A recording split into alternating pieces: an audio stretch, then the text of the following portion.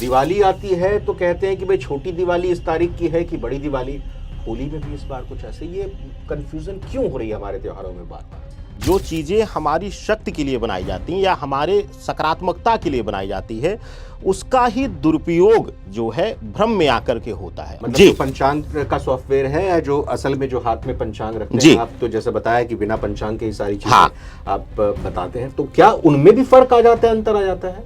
क्योंकि होलिका दहन अब प्रातः काल नहीं होगा, क्योंकि ग्रहण लग रहा है और ग्रहण का सूतक लगभग 6:21 से प्रातः काल में शुरू हो जाए। भाई 2 मार्च को अगर होलिका दहन कर दें तो ऐसा तो पहली बार ही देखने को मिल रहा है अपने जीवन काल में कि एक दिन का गैप और फिर अगले दिन 4 तारीख को रंग वाली होली, चिता भस्म की होली खेली जाती है, भस्म मसाने की होली जिसको हम कहते हैं। और वो इसलिए खेली जाती है, लोग शिव और शक्ति यानी प्रकृति की शक्ति को अपने से मिलन का आभास कराते हैं। तो ओलावृष्टि हो रही हो, अग्निवृष्टि हो रही हो, सृष्टि का नियम कहता है, शास्त्र का नियम कहता है कि प्रतिपदा में ही रंगोत्सव यानी धुलेंडी होनी चाहिए।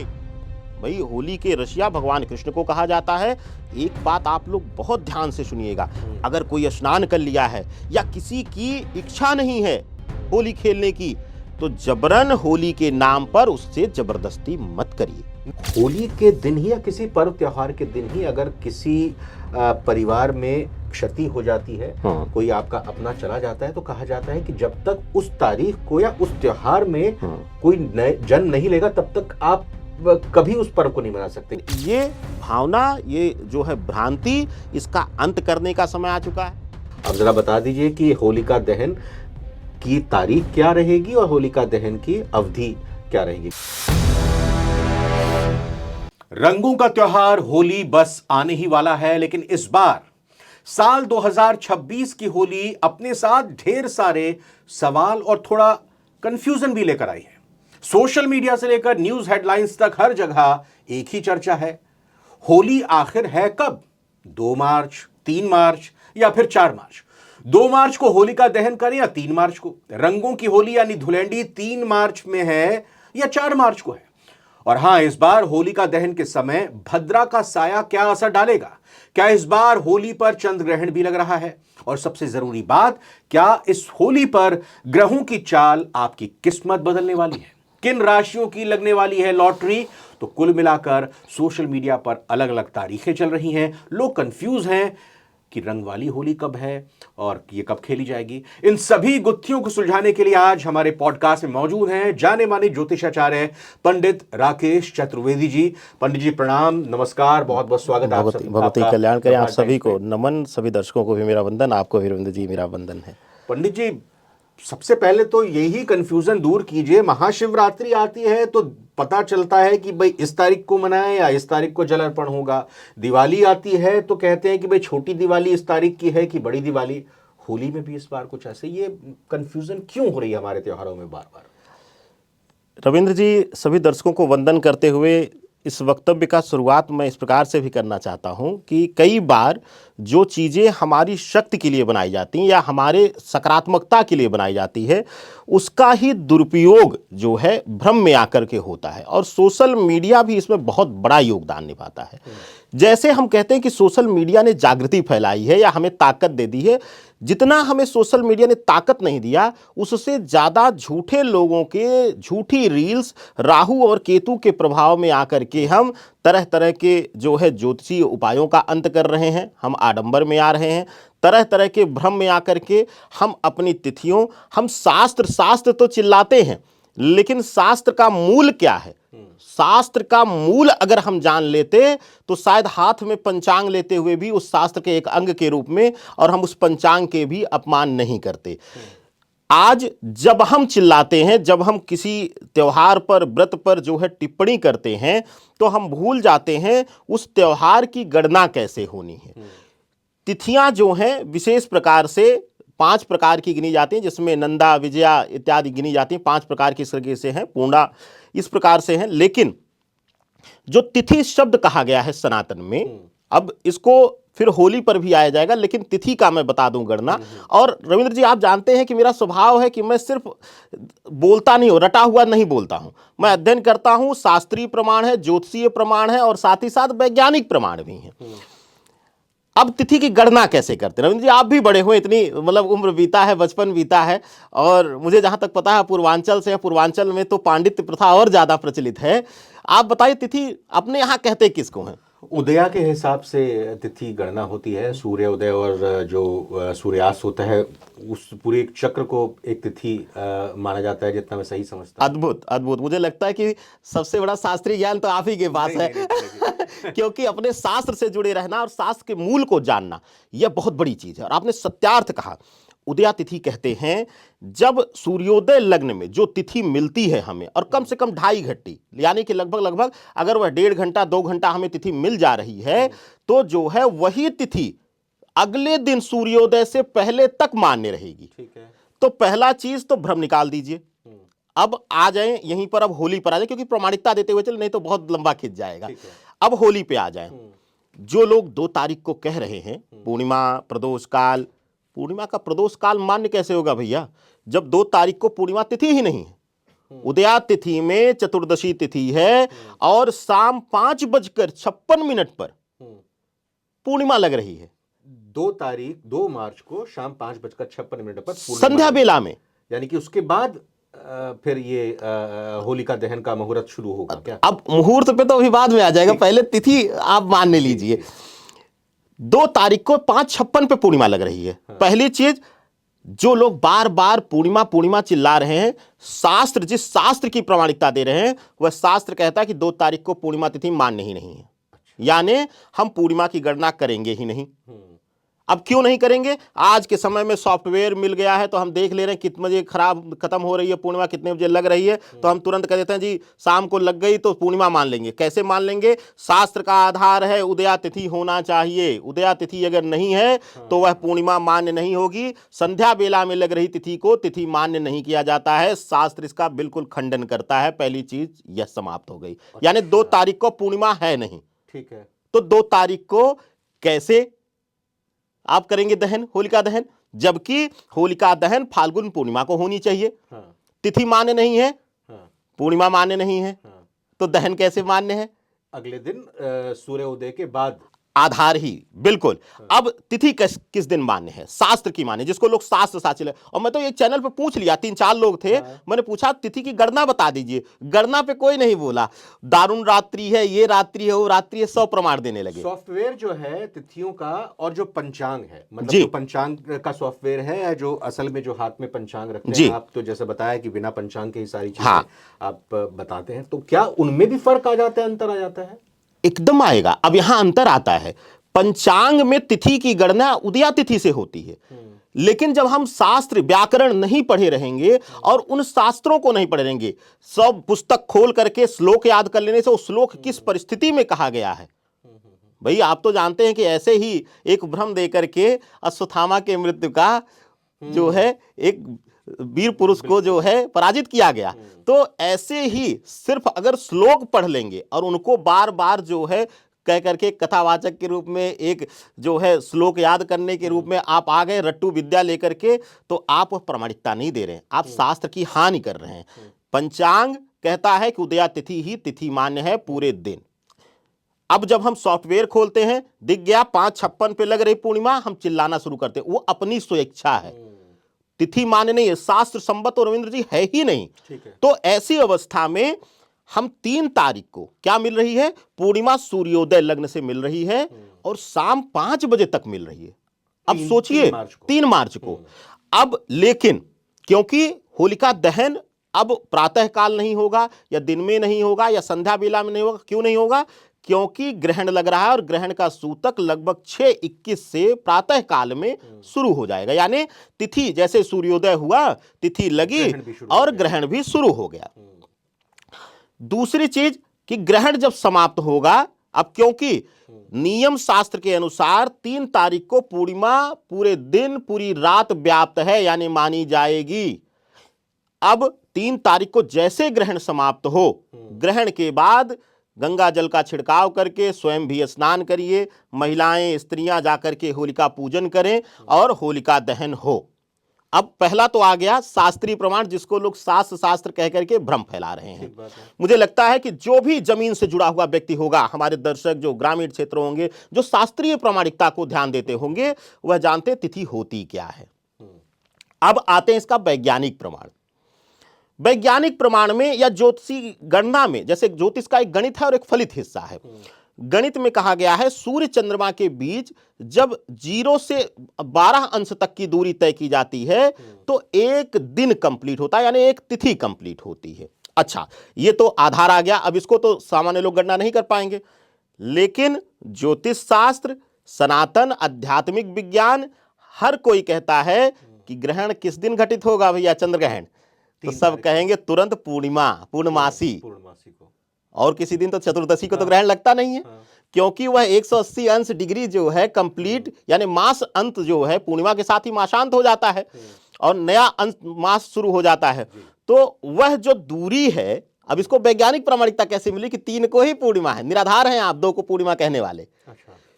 विज्ञान कहता है कि पूर्णमासी के दिन, यानी उस विशेष अंश पर जब पृथ्वी मध्य में आएगी तो चंद्र ग्रहण लगेगा। तो प्रमाणित हो गया चंद्र ग्रहण किस दिन लग रहा है, किस डेट में लग रहा है, 3 मार्च को लग रहा है। 3 मार्च को लग रहा है। ये वैज्ञानिक आधार भी है। तो शास्त्रीय आध्यात्मिक, अब यहां पे अध्यात्म की एक और मैं बात दे देता हूं आपको, क्योंकि हमारे सनातन शास्त्र में ज्योतिषीय, शास्त्रीय, आध्यात्मिक 3 प्रकार के प्रमाण लिए जाते हैं। 3 प्रकार से जो है हम किसी का जो है आधार देते हैं या उसको मान्यता देते हैं। अब आध्यात्मिक पहलू क्या कहता है, क्यों 2 तारीख को नहीं करना चाहिए? 1% विषम परिस्थितियों में मैं भी कहता हूं पुष्यकाल में कर लीजिए, लेकिन आध्यात्मिक कारण कैसे मुझे रोक रहा है वो भी रविंद्र जी वैल्यू रखता है। 2 तारीख को ग्रहण करने से, 3 तारीख को 6 बजे से ही 6:21 से, जैसा मैंने कहा कि ग्रहण का जो है वह स्पर्श हो जाएगा, यानी कि जो है सूतक जो है मान्य हो जाएगा। सूतक स्पर्श होते ही सारी चीजें अपवित्र हो जाती हैं, मंदिर बंद हो जाएंगे, कपाट बंद हो जाएंगे, जो है भौतिक यानी स्पर्श करके पूजन बंद हो जाएगा, मानसिक मंत्र जाप शुरू हो जाएगा, और ग्रहण काल समाप्त होगा 6:47 लगभग और 6:50 शाम को। होलिका दहन 2 तारीख को रात में कर दिया आपने। पहली धुलेंडी किस चीज से की जाती है? होलिका के राख से। सबसे पवित्र उसी को माना जाता है। आपको भी याद होगा कि जब होलिका की राख ठंडी होती थी तो पहली राख वही तिलक करके बड़ों को, बुजुर्गों को आशीर्वाद लिया जाता था और होली खेलनी शुरू की जाती थी। अब आध्यात्मिक पहलू में ग्रहण स्पर्श की हुई राख, सूतक काल से स्पर्श अपवित्र राख छोड़ करके, आप जला करके छोड़ करके, ग्रहण काल में उस राख को छोड़ करके स्पर्श करके उसी से होली खेलेंगे दूषित राख से। प्रामाणिकता ही नहीं है, आध्यात्मिक गवाही इसकी नहीं देती है। तो कुल मिलाकर के, चाहे वह शास्त्र की बात कर लीजिए, शास्त्र हम कह तो लेते हैं, लेकिन शास्त्र है क्या या शास्त्र की मान्यता क्या है? मैं कहता हूं कोई भी हमारा दर्शक हो, किसी भी ब्राह्मण से ये ना पूछे कि पूर्णिमा किस दिन है, जाकर के पूछे कि तिथि की गणना कैसे होती है गुरुजी, तिथि मान्य किसको कहते हैं। वह ब्राह्मण, वह विद्वत व्यक्ति जो है वह प्रामाणिकता दे देगा। राकेश चतुर्वेदी या किसी की प्रामाणिकता की जरूरत नहीं। और आपको यह भी बता दूं रविंद्र जी, आज हम मोबाइल या तरह तरह के पंचांग लेके घूम रहे हैं। मैंने तो एक एक ऐसे विद्वत लोगों को देखा है जो पंचांग नहीं खोलते हैं और 50 वर्ष आगे तक की तिथियां बता देते हैं गणना के आधार पर। व्याकरण यही काम आता है, गणित यही काम आता है। आपकी गणना, पंचांग एक आधार है, पंचांग एक आइडिया के लिए रखा गया है, लेकिन उसके बाद गणना करना जरूरी है, क्योंकि पंचांग भी हमारे आपके जैसे ही किसी व्यक्ति ने लिखा है और किन परिस्थितियों में लिखा है, उस समय वह क्या सोच रहा था, वह उसकी व्यक्तिगत विचार था। लेकिन आज वर्तमान स्थिति में ग्रहीय संयोजन क्या है, ग्रहीय स्थितियां क्या हैं, खगोलीय स्थितियां क्या हैं, उनकी गणना करके हमें सही जो है जानकारी देनी चाहिए, भ्रम नहीं फैलाना चाहिए। आप ये कहना चाह रहे हैं कि पंचांग को अगर कोई 2 आचार्य अपने तरीके से उसकी गणना करते हैं तो उन दोनों की गणना में फर्क आ सकता है, और हो सकता है कि एक गलत हो, क्षमा के साथ, और एक सही हो। गणना करनी भी पंचांग की बहुत एक बड़ी कला है, बहुत बड़ी कला है। और इसीलिए कहते हैं, आपने रविंद्र जी सुना होगा बचपन में कि पंचांग तो सबके हाथ में होता है, लेकिन हर कोई पंचांग खोलना नहीं चाहता, हर कोई पंचांग अध्ययन करना नहीं चाहता, क्योंकि उसकी गणना नहीं लिखा है वो अलग बात है। भाई सूत्र कहीं से उठा करके एक श्लोक लिख दिया गया, उस समय उस लिखने वाले के या वो जो टीम थी या जिसने उसकी गणना की उसके मस्तिष्क में क्या था वो नहीं। लेकिन आप जब उसी निर्णय सिंधु, उसी जो पुस्तकों का अध्ययन करते हैं, तो वो किन परिस्थितियों में कहा गया कि भद्रा के पुष्य काल में हो, जब कहा गया हो, सूत्र कहता है कि जब अगले दिन तिथि क्षय हो रही हो, अगले दिन प्रातःकाल तिथि ना मिल रही हो, पूर्णिमा मिल ही ना रही हो। और इसका एक और शास्त्रीय प्रमाण है, आपको बताऊं रविंद्र जी, किसी से भी पूछ लीजिए पूर्णिमा का व्रत, पूर्णिमा का दान, पूर्णिमा का स्नान किस दिन मान्य है? 3 तारीख को ही मान्य है, 2 को मान्य नहीं होगा, क्योंकि 2 को चतुर्दशी तिथि उदया काल में रहेगी और संध्या बेला तक रहने वाली है। तो नियम शास्त्र, जिसको हम बार बार शास्त्र कह रहे हैं, उसके मुख्य सूत्र को पढ़ने की जरूरत है। बीच में से अगर कॉपी पेस्ट करके, यानी सीधा 5वीं के बाद 12वीं का एग्जाम देंगे तो हो सकता है कॉपी करके, नकल करके आप पास हो जाएं, लेकिन जब सूत्र की गणना करने की बात आएगी तो आप ऐसे दोनों हाथ उठा देंगे और मुंह देखेंगे दूसरे का, सामने वाले का। तो कुल मिलाकर 3 मार्च को जब ग्रहण की अवधि खत्म हो जाएगी, समाप्त हो जाएगी, एक बार मैं चाहूँगा कि इस जानकारी को हम आगे अपने व्यूअर्स को थोड़ा शॉर्ट में भी बताएंगे।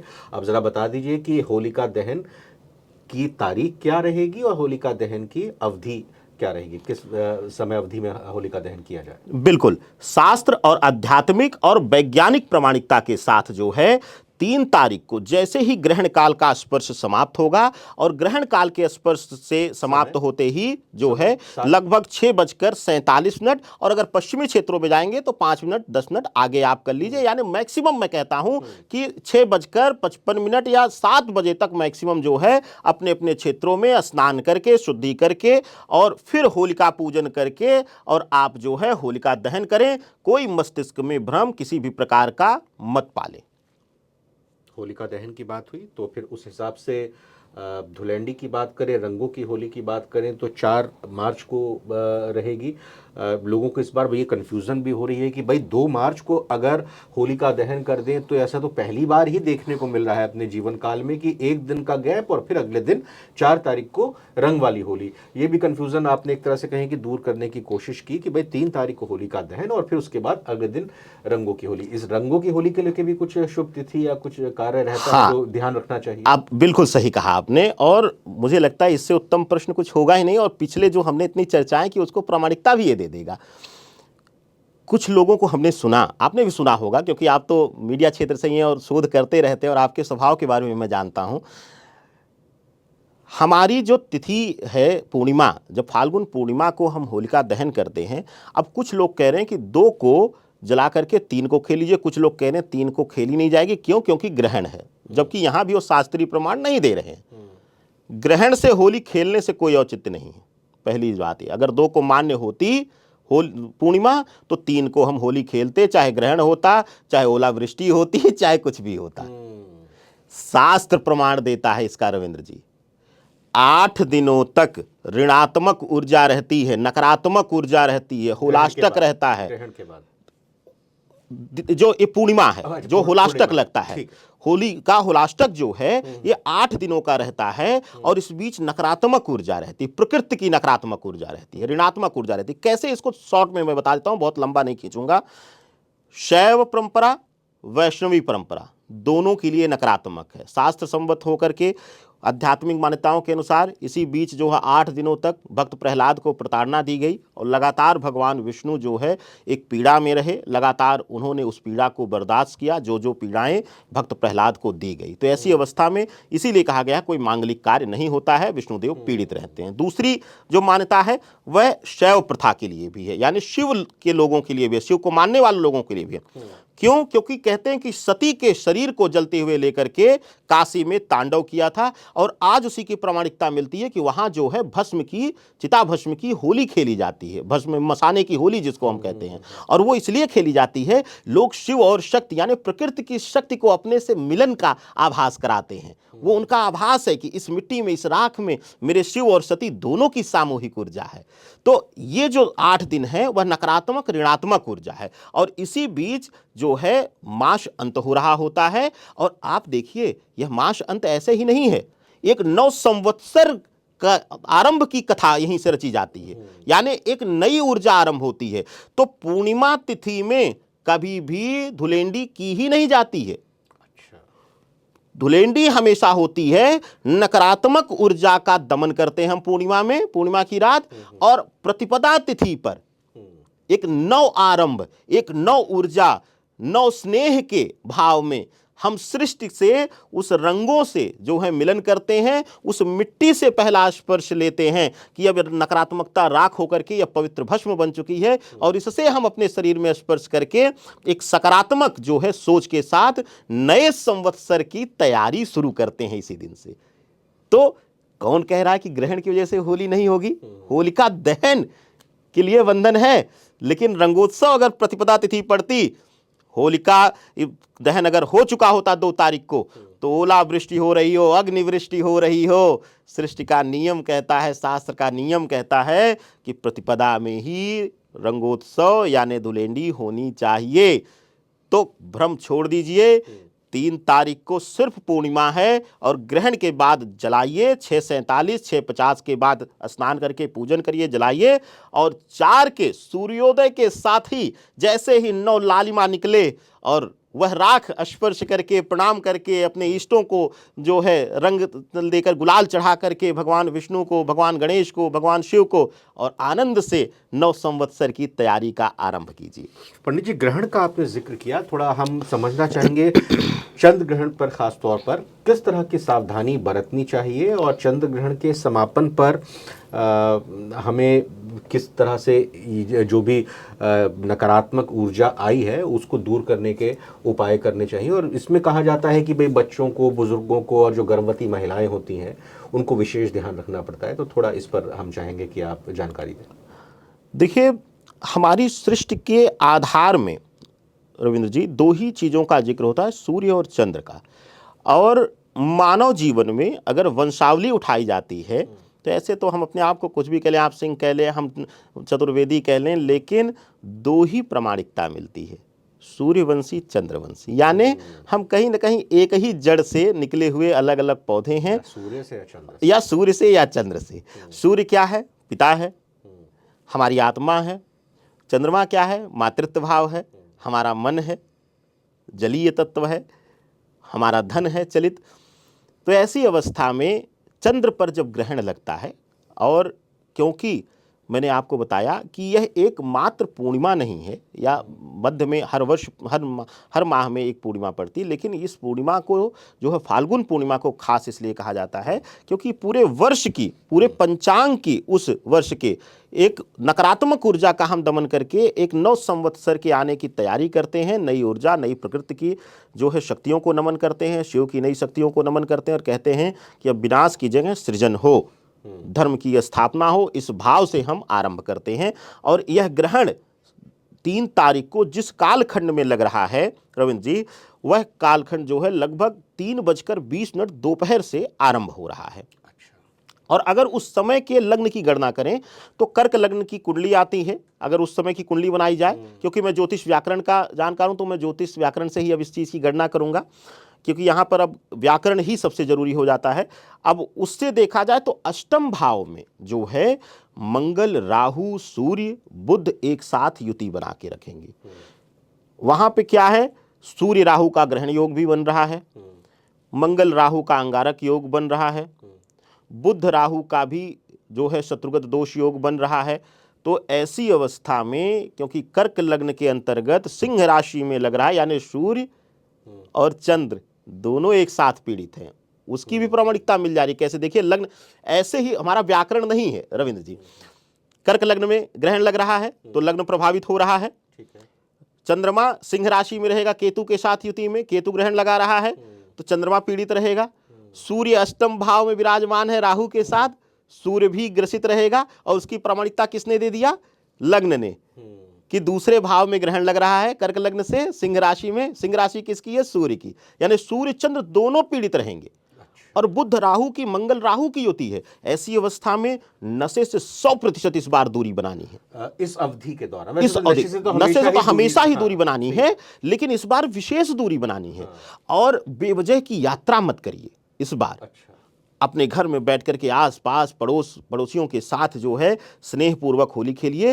रोड पर यात्रा करने मत निकलिए, हुड़दंग करने मत निकलिए, यह आपके लिए हानिकारक हो सकता है। दूसरी चीज, आने वाले 45 दिनों में मैं आपको बताऊं, विशेष रूप से कर्क के लिए, कन्या के लिए, वृश्चिक के लिए, कुंभ के लिए, यह 4 राशियां ऐसी हैं जिनको प्रबल मानसिक प्रताड़ना मिलने वाली है, मानसिक तनाव मिलने वाला है। तो ऐसी अवस्था में यह राशियां विशेष रूप से इस ग्रहण पर उपाय करें, विशेष मंत्र जाप करें। जैसे गुरु मंत्र, आपने गुरु दीक्षित हुए हों तो गुरु दीक्षित होकर के गुरु मंत्र का जाप करें, नहीं तो ओम हौंग जूंग सह जो सूक्ष्म मृत्युंजय लघु मृत्युंजय है उसको आप कर लीजिए। फिर से बताइएगा। ओम हौंग जूंग सह, यह मंत्र जो है सूक्ष्म या लघु मृत्युंजय इसको कहा जाता है, इसको आप कर लीजिए। नहीं तो ओम नमो भगवते वासुदेवाय, यह सबसे सर्वोत्तम मंत्र है। गुरु दीक्षित के लिए भी यह मंत्र प्रयोग किया जाता है, इसका आप प्रयोग करिए। यह सब मंत्र ऐसे हैं जो शक्तियों को जो है और ऊर्जा देते हैं, सकारात्मक ऊर्जा देते हैं। तो आपके लिए इन सब पीड़ाओं से मुक्ति का दरवाजा खुल जाएगा। सूतक काल भी है क्या? बिल्कुल है, क्योंकि जब भी ग्रहण दृश्य होगा, जब हमारे यहाँ ग्रहण दृश्य नहीं होगा तो सूतक, देखिए सूतक की ग्रहण दृश्य है भारतवर्ष में। एकदम जो अभी पीछे हमने देखा था कि सूर्य ग्रहण था, वो दृश्य नहीं था। चंद्र ग्रहण भारत में दिखाई, चंद्र ग्रहण भारत में दिखाई दे रहा है और इसका एक आध्यात्मिक महत्व है, इसका और कोई पहलू नहीं है। आध्यात्मिक दृष्टिकोण से सूतक लगता है। और जब सूतक जो है, अगर चंद्र ग्रहण दिखता है तो 9 घंटे पहले जो है सूतक शुरू हो जाता है। तो उस अनुसार जो है सूतक में कहते हैं कि जब चंद्र ग्रहण होता है या सूर्य ग्रहण होता है, सूतक की गणना इस प्रकार से की जाती है कि जब वह ग्रहण स्पर्श करेगा, वह समय तो 3:20 है, लेकिन जो है वह अपवित्र किरणें यानी पृथ्वी की छाया बहुत पहले से बीच में आनी शुरू हो जाएगी, यानी आध्यात्मिक दृष्टिकोण से जिसको हम राहु केतु कहते हैं। लेकिन अब वैज्ञानिक दृष्टिकोण से देखेंगे तो पृथ्वी की छाया पहले से स्पर्श करना शुरू हो जाएगी। इसको एक सामान्य बोलचाल की भाषा में अगर समझा जाए तो चंद्रमा को जो ऊर्जा मिलती है वह सूर्य से मिलती है, और पृथ्वी जब आ जाता है बीच में, पृथ्वी जब आ जाती है बीच में, तो वह किरणें सीधा चंद्रमा पर नहीं पड़ती हैं और चंद्रमा जो है वह तेजवान नहीं रह जाता, यानी उसको तेज नहीं मिलता है। इसको सामान्य आम बोलचाल की भाषा में समझिए कि हम 3 लोग 4 लोग स्टूडियो में बैठे हैं, सीधा संवाद हमारा आपका होगा तो कुछ और भाव होगा। जब मेरी बातें आपके द्वारा पहुंचेंगी, हो सकता है उसमें कुछ बातें बढ़ जाएं, कुछ बातें घट जाएं। ऐसे ही मान लिया जाता है, सूतक इसलिए मान लिया जाता है कि 9 घंटे पहले चंद्रमा के, कि 9 घंटे पहले से पृथ्वी की जो है आउटर छाया जो है वह बीच में मध्य में आनी शुरू हो जाती है, जिससे कुछ दूषित किरणें पहले से ही पृथ्वी को स्पर्श करना शुरू कर देती हैं या चंद्रमा को स्पर्श करना शुरू कर देती हैं। तो जब चंद्रमा दूषित किरणों को स्पर्श करेगा, जैसे अगर सूर्य ग्रहण लगता है तो पृथ्वी को किरणें स्पर्श करना शुरू कर देंगी, चंद्र ग्रहण लग रहा है तो चंद्रमा को। चंद्रमा क्या है? मन का कारक है, और ऐसी मान्यता है कि मन उस समय चंचल हो जाता है, जो है उसमें दूषित विचार आने शुरू हो जाते हैं, हम एकाग्र नहीं रहते हैं, और क्योंकि दूषित किरणें स्पर्श कर रही हैं तो ऐसी अवस्था में अशुद्ध मान लिया जाता है। उस समय वह किरणें जहां जहां भी स्पर्श करेंगी, तो वही सूर्य की किरणें चंद्रमा को भी स्पर्श कर रही हैं, पृथ्वी को भी। तो आध्यात्मिक मान्यता के अनुसार वह 9 घंटे पहले से अशुद्धि का एक संकेत मिल जाता है। तो इसलिए मंदिर के कपाट जो है सूतक काल में बंद कर दिए जाते हैं, मूर्तियां ढक दी जाती हैं।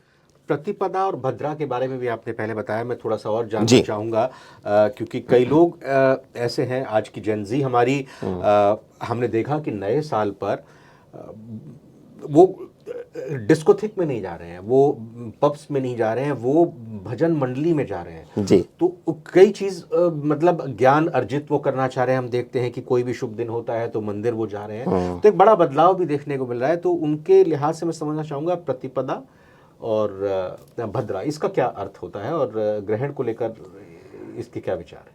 देखिए, जब भद्रा के लिए कहा जाता है, जब चंद्रमा जो है कर्क राशि से अगली 4 राशि तक गोचर करता है, यानी चंद्रमा जो कर्क, सिंह, कन्या और तुला, तो भद्रा रहती है। लेकिन भद्रा क्या है? भद्रा का निवास जो है पाताल भी है, पृथ्वी भी है और जो है आकाश भी है। तो ऐसी अवस्था में जब कर्क में चंद्रमा रहता है तो भद्रा पूर्ण रूप से जो है पृथ्वी पर रहती है। सिंह में पहुंचता है तो आंशिक हो जाती है, तो भद्रा की जो गणना है चंद्रमा की चाल के अनुसार है। चंद्रमा जब कर्क राशि में गोचर कर रहा होता है तो उस समय पूर्ण भद्रा जो है, और भद्रा क्या है, भद्रा एक समय की यानी कालखंड की नकारात्मक ऊर्जा है। जैसे कि कई बार हम लोगों में देखा है कि जब भद्रा रहता है या ग्रहण रहता है तो उस समय हमारा मन जो है आकस्मिक व्यथित होना शुरू हो जाता है। तो भद्रा काल में इसीलिए शुभ कर्म की मनाही दी गई है, खासतौर पर इन 4 राशियों इन 4 राशियों में जब चंद्रमा गोचर कर रहा हो। लेकिन जब सिंह से निकल जाता है तो भद्रा का दोष उतना नहीं रह जाता, क्योंकि वह पाताल और आकाश में रहती है। और कहते हैं कि जो चीज जहां है ही नहीं उसका उतना वहां प्रभाव नहीं आता, बस दृष्टि उसकी रहती है। तो ऐसी अवस्था में भद्रा की गणना सिर्फ चंद्रमा की चाल से की जाती है, चंद्रमा के गोचर से की जाती है। और यह मन का कारक है, ऊर्जा का कारक है, मानसिक ऊर्जा का। इसलिए भद्रा को जो है एक दूषित ऊर्जा या नकारात्मक ऊर्जा के रूप में भी लिया जाता है। और भद्रा काल में कोई भी जो है शुभ कर्म नहीं किया जाता, मनाही की जाती है।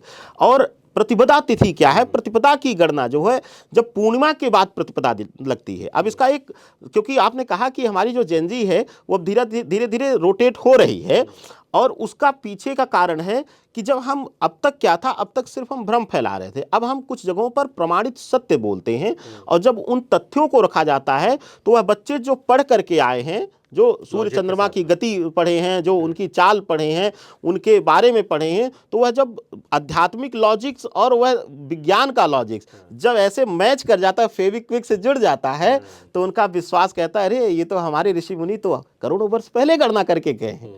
तो हमारा आधार है। अब आधार कैसे है, 0 से 12 अंश जब सूर्य और चंद्रमा की दूरी होती है, यानी सूर्य और चंद्रमा जब 0 से 12 अंश की दूरी तय करते हैं तो वह जो एक तिथि होती है, अब वह कैसे होती है, अब यहीं से शून्य शुरू होता है। जो ये हमारी जो अमावस्या मास वाला जो प्रतिपदा रहता है, पखवाड़े वाला, यह पूर्णिमा के बाद जो प्रतिपदा लगता है एक नए माह का आरंभ होता है यहाँ से, यानी नया माह आरंभ होता है इसी तिथि से, प्रतिपदा तिथि से। यानी कि हमारे पंचांग के अनुसार ये प्रतिपदा 1 महीने में 1 बार लगती है, 1 महीने में 2 बार लगी, क्योंकि हमारे पखवाड़े होते हैं 15-15 दिन पे, हम पखवाड़ों के अनुसार गणना है। जो अब शुरू होगा, पूर्णिमा क्या है, पूर्णिमा मासांत है, इसीलिए उसको पूर्णिमा शब्द दिया गया है। ऐसे ही थोड़ी ना हमारे जो है संत महात्मा थे, पूर्णिमा दिया गया कि मास की पूर्णता हो रही है, यानी अब मास अंत हो रहा है, पूर्णिमांत है, उसको पूर्णिमांत कहते हैं मास अंत को।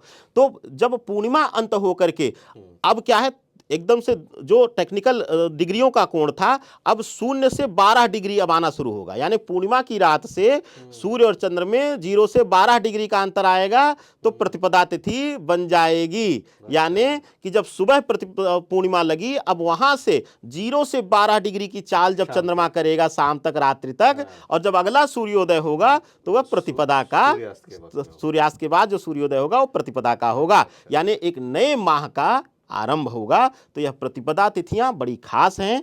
एक जो है अमावस्या के बाद जो प्रतिपदा आती है वो पहले पखवाड़े यानी आधे माह का अंत है अमावस्या जो है, और पूर्णिमा जो है, जैसे कि पूर्णिमा शब्द अपने आप में पूर्णता देता है, वह माह के पूर्णता का प्रतीक है। रंगों की होली के लिए भी आपने बताया कि सुबह सुबह आप अपने इष्ट को, अपने गुरुजनों को, अपने माता पिता को गुलाल का स्पर्श करके आप होली खेलने के लिए जाए। लेकिन आज की तारीख में जैसे हम अपनी बात करते हैं कि होली को लेकर भी कोई तिथि या कोई ऐसी समय अवधि रहती है कि भाई दोपहर से पहले कर लेनी चाहिए, क्योंकि जैसे हम मीडिया में काम करते हैं तो 24 घंटे की हमारी ड्यूटी होती है, तो भाई जो सुबह के वक्त काम करने आया हुआ है तो दोपहर बाद जाएगा तब अपना होली मनाएगा। कुछ लोग होते हैं जो सुबह मनाने के बाद फिर ड्यूटी पर दोपहर को आ जाते हैं। कुछ लोग अपने ही तरीके से सुबह से लेकर शाम तक होली मनाते हैं। आप समझ रहे होंगे बिल्कुल, जैसे मैं कह रहा हूँ, उनकी रात तक होली खत्म नहीं होती, ना होली की खुमारी खत्म होती। तो ये शास्त्रों के लिहाज से होली की अवधि किस समय तक सही है, और क्या इसके हानिकारक प्रभाव भी पड़ सकते हैं कि अगर आप गलत तरीके से इसको खेलो तो? देखिए, कहते हैं शास्त्र नियम के अनुसार इसमें कोई मुहूर्त देखने की जरूरत नहीं है। प्रातः काल से सूर्योदय लगने से जो है हम होली खेलना शुरू कर दें। और इसमें 2 चीज़ें आती हैं, वर्णन मिलता है रविंद्र जी। एक जो है क्षेत्रीय लोक प्रथाएं, जैसा कि आपने बचपन में देखा, हम लोग एक ही जड़ से, एक ही मिट्टी की जगह से आए हुए हैं। तो हमारे यहाँ कहा जाता है कि धुलेंडी किया जाएगा दोपहर तक, मिट्टी से या धूल से होली खेली जाएगी दोपहर तक।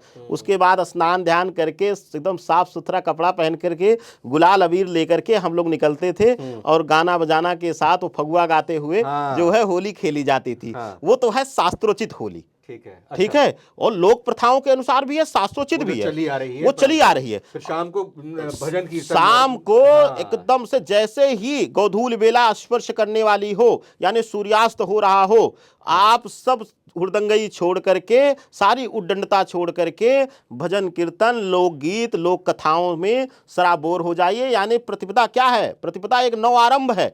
जब नव आरंभ करते हैं हम, विवाह होता है, बच्चा आता है, तो हम लोग खुशियों गान बान के साथ, बाजे के साथ जो है हम आनंद की अनुभूति करते हैं। और शास्त्रोचित तो उस दौरान रंग नहीं लगाना चाहिए। सूर्यास्त स्पर्श कर जाए, अगर आप स्नान कर चुके हैं होली खेलने के बाद, स्पर्श कर चुके, अगर स्नान कर चुके, एक चीज और आपको बता दूं रविंद्र जी, यह प्रेम की पूर्णता का है।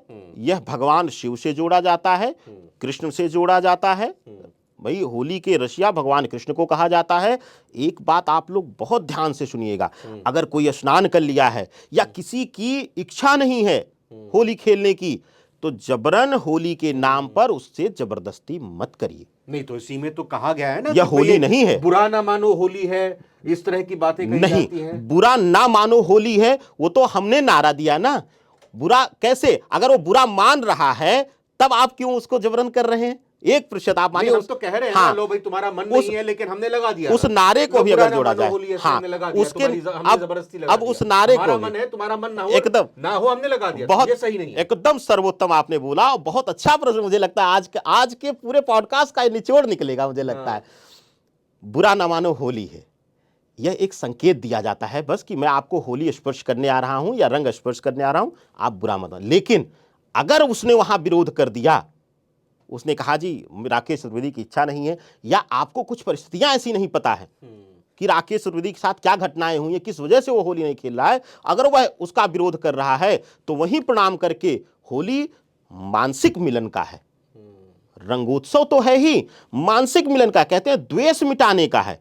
और जब आप किसी के साथ जबरदस्ती करते हैं तो द्वेष मिटता नहीं, बढ़ता है, दूरियां बढ़ती हैं, दूरियां कम नहीं होती हैं। तो बुरा न मानो होली है, ये तो ठीक है, लेकिन अगर कोई बुरा मान रहा है तो जबरन होली नहीं होनी चाहिए, ये विशेष ध्यान देना है रविंद्र जी। नहीं, इसमें खास बात हमारे इस पर्व में ये भी है कि अमीर और गरीब सबके लिए ये पर्व है। मतलब अगर हम एक बार की दिवाली की अगर बात करें तो ये होता है कि भाई आतिशबाजी होती है, लाइट और झालर लगाई जाती हैं, मिठाइयाँ बांटना बांटते हैं, खूब पूजन के लिए आप सामग्री और सजावट घर की करते हैं, तो हर कोई नहीं कर पाता। लेकिन होली एक ऐसा त्योहार है जिसको अमीर हो गरीब हो अपना रंग और गुलाल ले और अपना एक दूसरे के लगाए, अपने आराम से इत्मीनान से उसको खेले।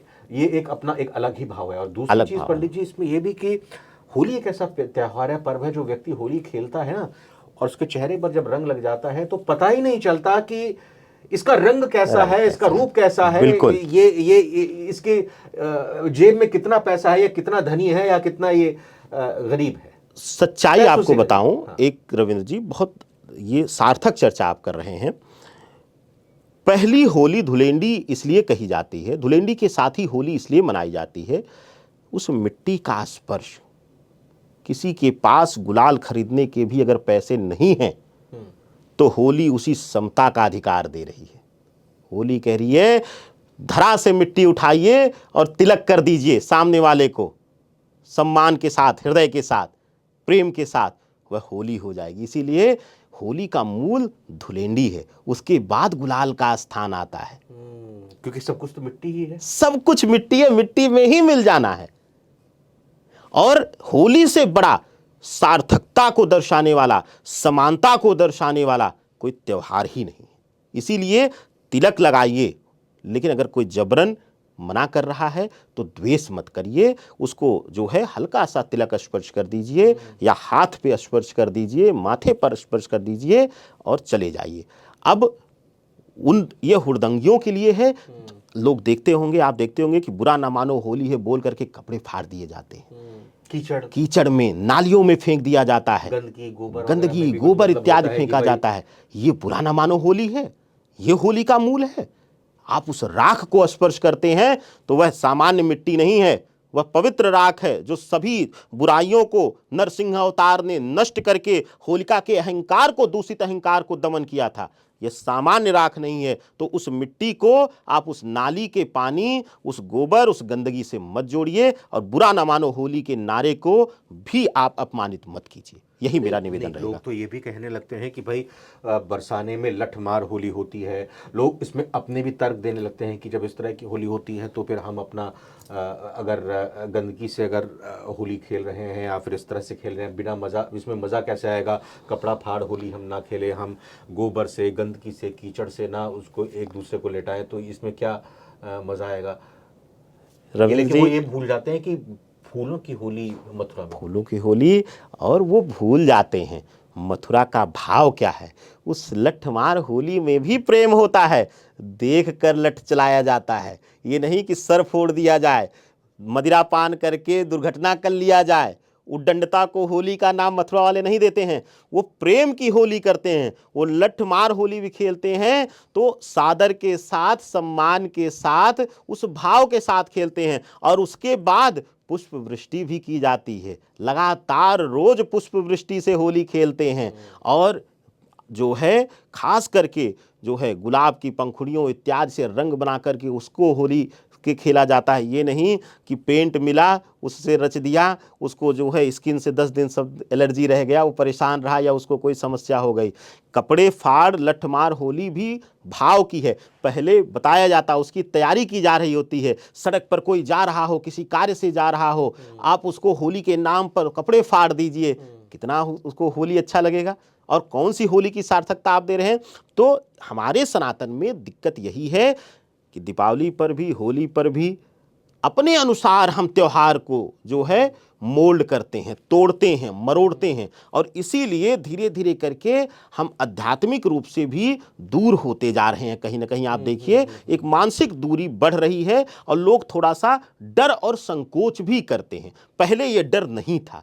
पहले लोग जो है एकजुट होकर के पूरा गांव, पूरा क्षेत्र जो है, आप याद होगा आपको कि मिट्टी से कई दिनों से शुरू हो जाती थी। राह चलता लोगों के लिए हम लोग मिट्टी फेंका करते थे, अगर याद हो आपको। तो वो होली थी, वो हम कपड़े नहीं फाड़ रहे थे, वो पेंट नहीं लगा रहे थे, नाली का पानी नहीं फेंक रहे थे, वो धूल झाड़ लेता, वो कहीं चला जाता, वो क्रोधित तो होता लेकिन उसके मन में हमारे लिए दुर्भावना नहीं आती। ठीक है, तो होली या बुरा ना मानो होली, उसके मूल को समझिए। अभी हम लोगों ने एक चर्चा किया कि भाई सूत्र याद कर लेना, पढ़ लेना बहादुरी नहीं है, उस सूत्र की गणना करके उसका निचोड़ निकालना जरूरी है। तो बुरा ना मानो होली इसलिए है, कोई व्यथित है, कोई परेशान है, किसी पीड़ा से है, तो उसको खुशियां बांटिए, वो बुरा ना मानो होली है। कोई दुखी है, किसी की कोई जरूरत पूरी नहीं हो रही है, कोई किसी के घर बीमार है, तो गुलाल के साथ उसको दवाओं का खर्चा दीजिए, वो बुरा ना मानो होली है। क्या बात है। किसी के घर में भोजन ना बन रहा हो, किसी का बच्चा दूध ना पाया हो, उसके घर दूध का पैकेट ले जाकर के, गुलाल का पैकेट ले जाकर के और गुलाल लगा के बोलिए बुरा ना मानो होली है। वह होली है उद्दंडता, हुड़दंगई होली नहीं है। अच्छा, कई जगह हमारे सनातन में ये भी है, कई परिवारों में जब कोई क्षति हो जाती है, किसी का स्वर्गवास हो जाता है, तो अलग अलग जगहों पर अपनी अलग अलग परंपरा है। कुछ का ये कहना होता है, मैं बहुत गंभीर सवाल ये करना चाहता हूँ, कुछ का ये होता है कि होली के दिन ही या किसी पर्व त्योहार के दिन ही अगर किसी परिवार में क्षति हो जाती है, कोई आपका अपना चला जाता है, तो कहा जाता है कि जब तक उस तारीख को या उस त्योहार में कोई जन्म नहीं लेगा तब तक आप कभी उस पर्व को नहीं मना सकते। ये भ्रांति है या सच्चाई है? और अगर उस साल होली से पहले, दिवाली से पहले, किसी बड़े पर्व से पहले अगर किसी का नुकसान हो जाता है, तो क्या उसको होली या पर्व नहीं मनाई जानी चाहिए? अगर बच्चे मना लेते हैं, नहीं रुकते हैं, तो क्या उसको पाप लगेगा? बिल्कुल नहीं।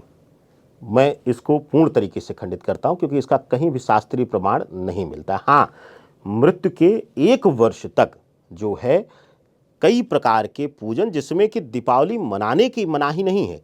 जो हम दीप मालिका जलाते हैं, दीपमाला जलाते हैं, उस दीप मालिका के प्रज्वलित करने का जो है विधान नहीं है।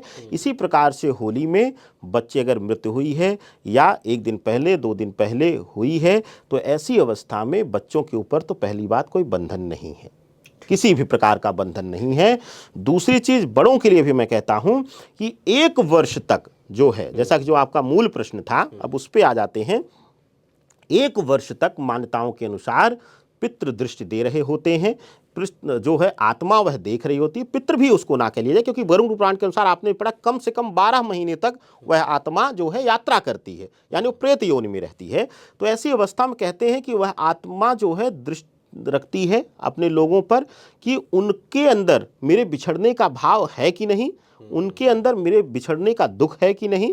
इसीलिए जो है 10 दिनों तक एक कर्म किया जाता है, लोग दुखी रहते हैं, फलाहार लेते हैं और इसी प्रकार से इस नियम को पालन किया जाता है। और जब वार्षिक पिंड दे दिया जाता है यानी 1 वर्ष कंप्लीट हो जाता है तो कोई बंधन नहीं रहता। लेकिन ये भावना, ये जो है भ्रांति, इसका अंत करने का समय आ चुका है। मैंने भी ये चीज़ अपने लोगों में, अपने कई बार रिश्तेदारों के यहाँ से मेरे पास प्रश्न आ जाता है कि उन्होंने ये कह दिया कि अब तो कभी मनाई नहीं जाएगी। 1 वर्ष तक आपके ऊपर एक बंधन है, कुछ शास्त्रीय उदाहरण को और आध्यात्मिक मान्यताओं को मिक्स करके देखा जाए तो, नहीं तो वो भी नहीं है बंधन। लेकिन 1 वर्ष के बाद जब वार्षिक पिंड दे दिया जाता है यानी वार्षिक श्राद्ध कर दिया जाता है तो उसके बाद किसी भी प्रकार का ऐसा दोष, ऐसी भ्रांति को अपने जीवन में स्थान मत दीजिए। बच्चों के लिए यह खुशियों का त्यौहार है, सृष्टि के यह नियम का त्यौहार है, कोई व्यक्तिगत या किसी के विशेष का कोई ये पर्व नहीं है। तो यह सृष्टि के नियम के तहत है। सृष्टि में कर्ज की, संबंध की ऊर्जा, ऋणात्मक कर्ज की ऊर्जा को समाप्त करके सकारात्मक ऊर्जा के एक सृजन का यह त्यौहार है। तो किसी को भी रोकिए मत। हाँ, 1 वर्ष का बंधन दोनों आध्यात्मिक शास्त्रीय प्रमाणों को एक साथ जोड़ करके देखा जाए तो उसको हम वैध कह सकते हैं, इसके अलावा इसकी मान्यता नहीं है। रविंद्र जी, बिल्कुल, ऐसे सवाल तो बहुत सारे हैं पंडित जी, अगली बार और भी पॉडकास्ट आपके लिए करेंगे। लेकिन हमारे व्यूअर्स इस वक्त चंद्र ग्रहण चूंकि होली के दिन पड़ रहा है जी, तो उस लिहाज से जानना चाह रहे हैं कि भाई इस बार हमारी राशि फल में क्या है। तो ज़रा मैं चाहूँगा पहले आप एक एक करके ज़रा संक्षेप में सभी राशियों के बारे में, जातकों के बारे में बताइए। पंचांग तो आपको ज़रूरत है नहीं, आप तो अपने आप ही सब चीज़ें बता देंगे एक एक राशि का। तो ज़रा बताइए हमारे व्यूअर्स के लिए। देखिए, पंचांग अब इसलिए भी नहीं चला जाता, कितनी भ्रांतियां हो गई हैं कि 15 दिन पहले से ही चिल्लाना पड़ता तो मस्तिष्क में वो एक एक चीज़ रट जाती है कि लग्न क्या लग रहा है। जैसे अभी आपको बोला मैंने, आप अभी कुंडली बना दूंगा आपके सामने, कर्क लग्न की आ जाएगी 3:20 पे ग्रहण के समय पे। तो अगर ग्रहण काल के लग्न की गणना किया जाए और उस समय की ग्रही स्थितियों की गणना किया जाए तो सिंह लग्न में, सिंह राशि में ग्रहण लग रहा है, कर्क लग्न रहेगा और अष्टम भाव में उस समय के जो है सूर्य, राहु, मंगल एक साथ युति में रहेंगे, बुध के साथ जो है चतुर्ग्रही योग का निर्माण वहाँ पे हो रहा है। सबसे पहले शुरुआत करते हैं मेष राशि की। मेष राशि वालों के लिए यह पंचम भाव में ग्रहण लग रहा है। तो संतान पक्ष की पीड़ा, संतान को स्वास्थ्य पीड़ा, संतान पक्ष को चोट लगना, यह थोड़ा सा देखा जाएगा। तो ऐसी अवस्था में अगर आप जो है मेष राशि के जातक हैं, आपके संतान हैं, बच्चे हैं, तो इस होली पर विशेष ध्यान रखें। उनको अकेले बाहर ना जाने दें, उसको बहुत ज़्यादा फ्रीडम ना दें, थोड़ा सा उनके ऊपर निगाह रखें और आने वाले 45 दिनों तक यह ख्याल आपको रखना पड़ेगा, क्योंकि पंचम भाव संतान का पूरक है। तो इस वजह से सबसे ज़्यादा ख्याल आपको इस ग्रहण के दौरान संतान पक्ष का रखना है या संतान का रखना है। बात दूसरी राशि की करते हैं। दूसरी राशि आती है वृषभ राशि। वृषभ राशि वालों के लिए रविंद्र जी यह ग्रहण जो है वह जो है जो चतुर्थ भाव में लग रहा है, सिंह राशि में लग रहा है। चतुर्थ भाव जो है माता का है, भूमि भवन का है। तो ऐसी अवस्था में जो है अगले 40-45 दिनों तक जो है विवादित कोई भूमि ना खरीदें, प्रॉपर्टी ना खरीदें, माता के स्वास्थ्य का ख्याल रखें और प्रयास करें कि माता और मन दोनों का कारक चंद्रमा है वह दूषित हो रहा है और ग्रसित हो रहा है। तो ऐसी अवस्था में माता को अपशब्द ना बोलें, माता से जो है प्रयास करें कि उनका आशीर्वाद लेकर के अगले 40 दिनों तक घर से निकलें, यह आपके लिए विशेष स्थान रखता है। बात करते हैं तीसरी राशि चक्र की। राशि जो है वह है मिथुन राशि। मिथुन राशि बुध प्रधान है और बुध राहु की भी युति बनी हुई रहेगी कुंभ राशि में। तो ऐसी अवस्था में जो है यह ग्रहण जो है आपके लिए वह तृतीय भाव में लग रहा है, यानी कि जो है सिंह राशि में लग रहा है। तृतीय भाव में यह ग्रहण लगने की वजह से जो है पराक्रम पर यानी आत्मविश्वास में कमी आएगी, आत्मबल में कमी आएगी, बहुत जल्दी होप लूज करना शुरू कर देंगे आप, मानसिक रूप से कमज़ोर महसूस करेंगे, इस प्रकार के सिम्टम्स देखे जाएंगे। और एक विशेष ध्यान, तृतीय भाव ही प्रेम संबंधों का भी भाव कहलाता है, यानी सप्तम भाव जो है वह वैवाहिक स्थान रखता है और तृतीय भाव जो है प्रेम संबंधों का। तो तृतीय भाव पीड़ित होने से प्रेम संबंधों में धोखा मिलना, प्रेम संबंध पीड़ित होना, यह जो है पूर्ण रूप से दृष्टिया देखा जा रहा है। तो थोड़ा सा अगर आप संयमित रहेंगे, थोड़ा सा आप ख्याल करेंगे, जीवा पर नियंत्रण रखेंगे, क्योंकि बुध राहु की युति है, अपशब्द भी निकल सकते हैं, क्रोध में भी आ सकते हैं आप, तो आपके लिए इस ग्रहण का प्रभाव कम हो जाएगा, यानी इसका दोष जो है कम रहेगा। बात करते हैं रविंद्र जी चौथी राशि जो है, चौथी राशि है कर्क राशि। कर्क लग्न में ही लग रहा है, यानी कि जो राशि है उसके घर में ही यह ग्रहण लग रहा है और राशि जो रहेगी वह सिंह रहेगी। लग्न बन रहा है कर्क, यानी कर्क इनडायरेक्टली राशि जो है वह पीड़ित हो रही है। तो कर्क राशि में लगते हुए जो है इसके दूसरे भाव में ग्रहण लग रहा है, ठीक है। कर्क लग्न में ग्रहण लग रहा है और राशि जो उस समय रहेगी, चंद्रमा जो विद्यमान रहेगा द्वितीय भाव यानी कि सिंह में रहेगा। तो ग्रहण जो है सिंह राशि में लग रहा है द्वितीय भाव में, और आपका लग्न भी पीड़ित हो रहा है, यानी कि आपको स्वयं को शारीरिक पीड़ा, शारीरिक रोग ये सब हो सकता है, मानसिक रूप से कोई पीड़ा मिल सकती है, बेवजह आप तनाव में आ सकते हैं, डीप थिंकिंग, डिप्रेशन समतुल्य जो है पीड़ाएं मिल सकती हैं। तो आपको जो है विशेष ख्याल करना है, जल की बर्बादी नहीं करना है। ग्रहण के दिन बैठ करके आपको जो है मानसिक जाप जो है करना है, अपने इष्ट का, अपने गुरु का। यह जाप करते हैं आप तो आपको इसका दुष्प्रभाव कम होगा।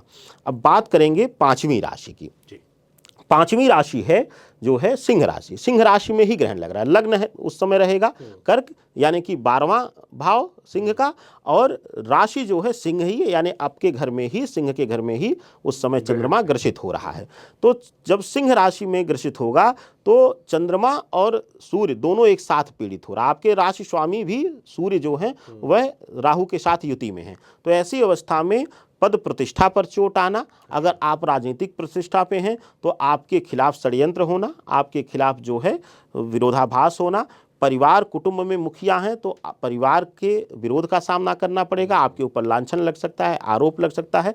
यही कहानी जो है ऑफिस के फ्लोर, कार्यालय में भी देखी जा सकती है। आपके जो है कलीग्स के द्वारा, आपके सहयोगियों के द्वारा षड्यंत्र इत्यादि रचे जा सकते हैं। तो आपको जो सबसे ज़्यादा ख्याल रखना है वो ज्ञात अज्ञात शत्रु का रखना है, क्योंकि मन सबसे बड़ा शत्रु होता है और मन ही ग्रसित हो रहा है। तो ऐसी अवस्था में अपनी चीज़ें, अपने राज, अपने जो है हिडन चीज़ें किसी से इस बीच शेयर ना करें, वह आपके लिए बहुत अच्छा रहेगा। आपसे बचाव के लिए सबसे सर्वोत्तम तरीका यही है।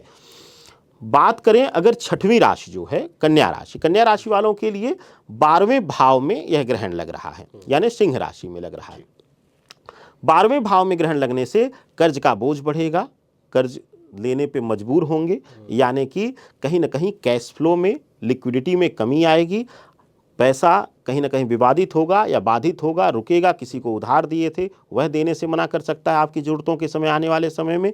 तो इस तरीके की घटनाएं देखी जाएंगी। और साथ ही साथ अगर अगले जो है 30 दिनों में आप जो है भ्रम में आकर के नौकरी में परिवर्तन कर लेते हैं या व्यवसाय में कोई विस्तार करने जा रहे हैं तो उसको रोक दीजिए, नहीं तो आप जो है परेशान हो सकते हैं, नुकसान उठाना पड़ सकता है। बात करें जो है 7वीं राशि जो है तुला राशि की। तुला राशि वालों के लिए यह 11वें भाव में ग्रहण लग रहा है सिंह राशि में। 11वें भाव में जब ग्रहण लगता है तो यह लाभ स्थान है, यानी कि अगले 40 दिनों तक जो है व्यर्थ व्यय कराएंगे, पैसे की बर्बादी करेंगे। पैसे की बर्बादी ऐसे, पैसा आएगा तो जरूर, लेकिन वो किसी न किसी प्रकार से, चाहे फिजूल खर्ची हो, चाहे बेवजह घर में बर्डन आ जाए, हेल्थ कोई बर्डन आ जाए, या किसी को भी मदद करना पड़ जाए, मतलब वो पैसा आपके पास नहीं रहने वाला। तो आर्थिक स्थिरता नहीं रहेगी, आर्थिक रूप से थोड़ा सा अस्थिर रहेगा। साथ ही साथ 11वें भाव में लगने से जो है नौकरी या फिर जो लोग प्रमोशन खास करके देख रहे हैं या परिवर्तन देख रहे हैं, उसमें जो है किसी न किसी प्रकार से अवरोध या रुकावट आ सकती है। इस प्रकार से देखा जा सकता है। बात होगी अब 8वीं राशि वृश्चिक राशि की। वृश्चिक राशि वालों के लिए 10वें भाव में लग रहा है, कार्य स्थान पे लग रहा है। तो कार्य स्थान पर लगने से वह लोग जो गवर्नमेंट सर्विसेज में हैं, जो किसी कमाऊ पोस्ट पे होंगे, उनके ऊपर जो आरोप प्रत्यारोप लग सकता है, उनका पद बदला जा सकता है, उनका प्रभार बदला जा सकता है। वह लोग जो विदेश में जा कर के अध्ययन करना चाह रहे हैं या जो है रोजगार तलाशने की इच्छा है उनकी, उसमें जो है देरी आ सकती है, रुकावट आ सकती है।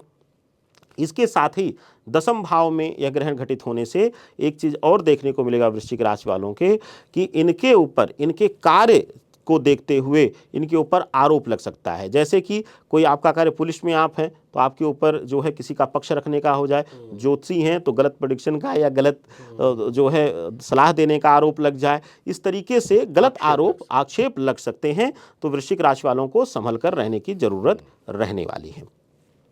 बात करते हैं रविंद्र जी, 9वीं राशि जो है वह है धनु राशि। धनु राशि गुरु प्रधान है पूर्ण रूप से, और मीन राशि में शनि विराजमान है।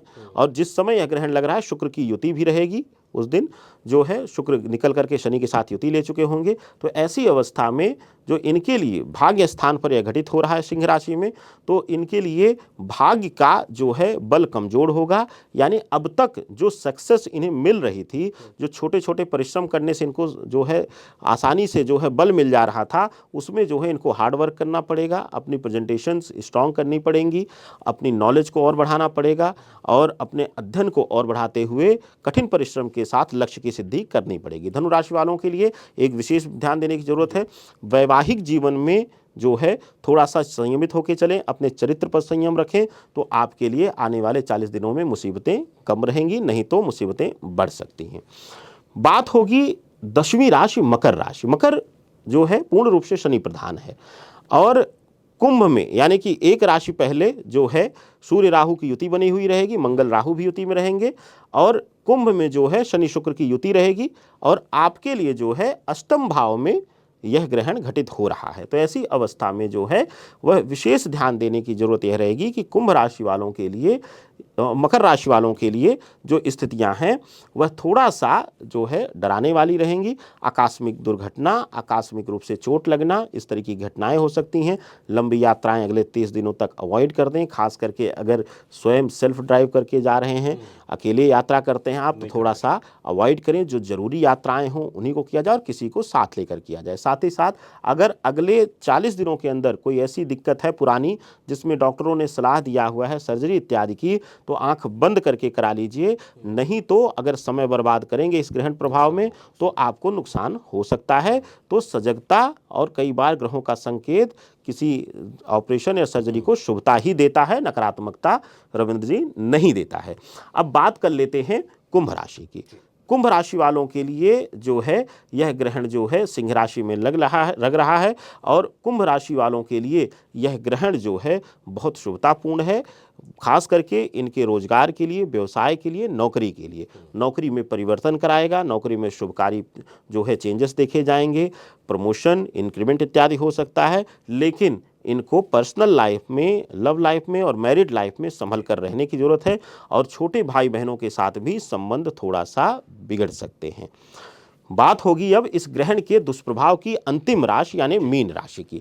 मीन राशि के जातक जो हैं पूर्ण रूप से गुरु प्रधान हैं, और मीन राशि में जो है विशेष रूप से जो है शनि और शुक्र की युति बनी रहेगी, क्योंकि शनि जो है मीन राशि में ही विराजमान है। और आने वाले समय में जो है 2 अप्रैल को जो है मंगल भी गोचर करके शनि के साथ युति ले लेंगे। तो ऐसी अवस्था में मीन राशि वालों के लिए यह ग्रहण शुभकारी है, हालांकि कई चीज़ों में, लेकिन फिर भी क्योंकि ग्रहण का दुष्प्रभाव होता है, मानसिक रूप से थोड़ा सा विचलित होंगे। कुछ परिस्थितियां ऐसी बनेंगी जिनमें जो है ईश्वर आपकी परीक्षा ले सकता है। उस समय विचलित ना होकर के अपनी काबिलियत पर, अपनी योग्यता पर भरोसा करके आगे बढ़िए, अडिग रहिए। आपकी सफलता जो है आपके कदमों में होगी। मीन राशि वालों के लिए इस ग्रहण प्रभाव में जो है थोड़ा सा जो संभलने की जरूरत है, वह किसी के प्रभाव में आकर के निर्णय मत लीजिएगा। बहुत सारे नए सलाहकार आपके आसपास घूमेंगे, लेकिन अपनी विद्वता, अपनी काबिलियत पर ही भरोसा करिएगा, इसके अन्यत्र किसी चीज़ पर नहीं। पंडित जी, मैं पॉडकास्ट के आखिर में आपसे चाहूँगा कि रंगों की होली धुलंडी खेलने के दौरान या फिर आपका होलिका दहन के वक्त उस दिन हम किस तरह के मंत्रोच्चार कर सकते हैं? कोई खास ऐसा मंत्र है जिससे मन की शांति हो, परिवार की शांति और समृद्धि हो? कोई इस तरह का मंत्र आप बताना चाहेंगे, सूत्र यहाँ पर? बिल्कुल, बहुत अच्छा प्रश्न किया आपने। एक चीज़ और बता दूं, हालांकि हम लोगों ने चर्चा किया इसका सूक्ष्म रूप से, इस अंतिम प्रश्न को थोड़ा सा जो है पूर्णता की तरफ ले जाया जाए कि होली खेलने के दिन, धुलेंडी के दिन, जो राख है वह स्पर्श अपने बड़े बुजुर्गों को पहले करें, उनको प्रणाम करें। उसके बाद जो है जा कर के गुलाल जो है वो भगवान गणेश को अर्पित करें, चढ़ाएं, उनके चरणों में लगाएं। मैं बार बार रविंद्र जी कहता हूँ, मस्तक पर नहीं, अपने गुरु, अपने जो है इष्ट, उनके चरणों में हमें दंडवत रहना चाहिए। उनके चरणों में हमारा स्थान है। और जब हम चरणों में लगाते हैं तो राहु शांत होता है, केतु का रहस्यात्मक भाव शांत होता है और गुरु का प्रभाव बढ़ता है। यानी कि गुरु सूर्य मंगल बली होगा तब, और तब जाकर के गुलाल किसी को स्पर्श करें, उसके पहले गुलाल किसी को ना लगाएं। और अब आते हैं आपके मूल प्रश्न पर।